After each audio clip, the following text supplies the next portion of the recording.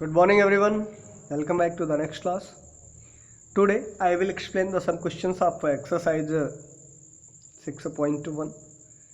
Question number 4. Adjacent figure a vertical number line. ये जो figure है इसमें एक वर्टिकल नंबर लाइन है रिप्रेजेंटिंग इंटीजर, जिस पे इंटीजर रिप्रेजेंट किए गए हैं. Observe it and locate the following points. इसको देखिए और जो पॉइंट्स ये कह रहा है उसको लोकेट करिए, दिखाइए, बताइए. एक point D is a +8. Point D जो है वो +8 है. Then which point is a -8. तो ये आपका 0 है. तो 0 से आप 8 लेफ्ट में आइए तो -8 का पॉइंट होगा F. तो इसका आंसर हो जाएगा F. Next is a point G a negative integer. Point G negative integer है और पॉजिटिव इंटीजर. तो ये नेगेटिव है, 0 के लेफ्ट में है तो इसलिए ये नेगेटिव इंटीजर है, पॉजिटिव नहीं होगा. इधर पॉजिटिव इंटीजर होगा. यहाँ पे दिया भी गया है +8 है, तो अगर ये प्लस है तो ये नेगेटिव इंटीजर्स इधर होंगे.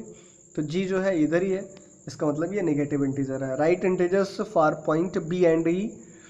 B और E का इंटीजर आपको फाइंड करना है. तो B हमारा क्या हो जाएगा +4 और E हमारा यहाँ पे है -10. ये नेगेटिव में है और B जो है वो पॉजिटिव में है. तो B +4 है, E -10 है. Which point mark on this number line has the least value. किस पॉइंट की सबसे कम वैल्यू है? Point E. पॉइंट E जो है वो -10 में है. तो माइनस में नेगेटिव इंटीजर की जो न्यूमेरिक वैल्यू होती है अगर वो हाईएस्ट है तो इसका मतलब वो सबसे छोटा है. तो -10 जो है वो उसकी वैल्यू सबसे कम है. Next arrange all the points in decreasing order of values. तो सारे पॉइंट को डिक्रीजिंग ऑर्डर में आपको लिखना है. तो डिक्रीजिंग का मतलब हुआ सबसे बड़ा सबसे पहले लिखना है. तो D जो है वो +8 है, वो सबसे बड़ा है. फिर उसके बाद इसी तरह से हम इसको लिखते आएंगे D C B A H G E and F and E. तो ये इसका डिसेंडिंग ऑर्डर हो जाएगा.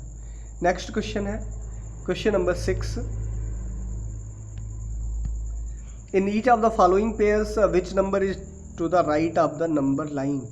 कौन सा नंबर लाइन में राइट साइड में होगा? 2 और 9. तो 2 क्या होगा? वो लेफ्ट में होगा. 9 जो है वो राइट में होगा. B -3 and -8.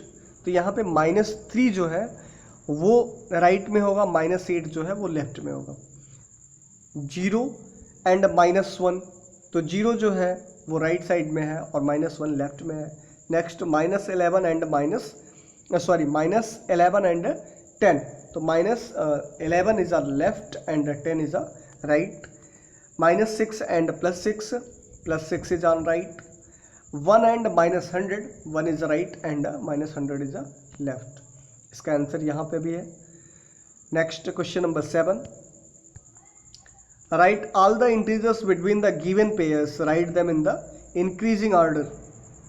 Increasing order में इन इंटीजर्स के बीच के पेयर्स आपको लिखने हैं. 0 और 7. 0 एंड -7.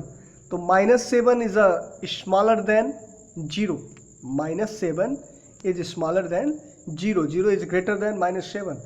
तो अगर हमें इंक्रीजिंग ऑर्डर में लिखना है तो -7 को हम पहले लिखेंगे, फिर -6 -5 -4 -3 -2 -1 देन 0, इस तरह से. Next -4 and 4. तो -4 is smaller than 4. Then the numbers integers between the -4 and 4 is equal to -3 -2 -1 0 1 2 and 3. Next है -8 एंड -15. -15 इज स्मॉलर देन -8 क्योंकि माइनस में अगर 2 माइनस इंटीजर है, if 2 minus integers then which one minus integer have numerical value is greater, that is a smaller integer. जिसकी numerical value जो है वो ज़्यादा है वो सबसे छोटा है, जिसकी न्यूमेरिकल वैल्यू कम है वो बड़ा है. तो यहाँ -15 की न्यूमेरिकल वैल्यू ज़्यादा है इसलिए ये छोटा है, और -8 की न्यूमेरिकल वैल्यू 15 से कम है इसलिए ये बड़ा है.